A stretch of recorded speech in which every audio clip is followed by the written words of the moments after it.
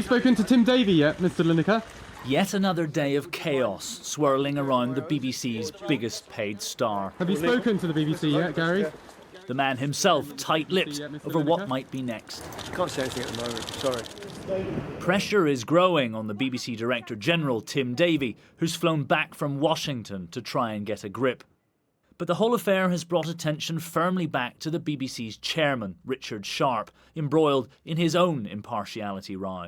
If you compare it to what happened with Richard Sharp, the chairman of the BBC, a few weeks ago, when it was discovered that he had helped facilitate an £800,000 loan for the Prime Minister, Tory MPs and Tory ministers said, nothing to see here, that's totally fine.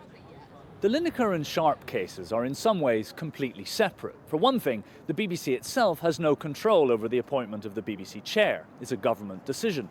But on the other hand, they are intimately related, perceived as two sides of the same coin in the raging debate over BBC impartiality. BBC Radio 5 had to play podcasts to fill holes before returning to normal service later. Good afternoon, I'm Alistair Bruce Ball.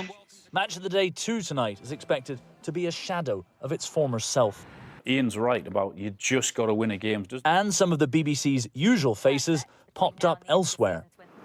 As to where it all goes from here, one former BBC executive had this advice. Whether the guidelines themselves are sufficiently robust or clear, need a certain amount of revision in a world of social media and 24-hour news and all the rest of it, I think there's a case for that. So, no, I think they've made these decisions in the way they thought best, but on the hoof against an awful lot of pressure. The political heat hasn't helped from all sides.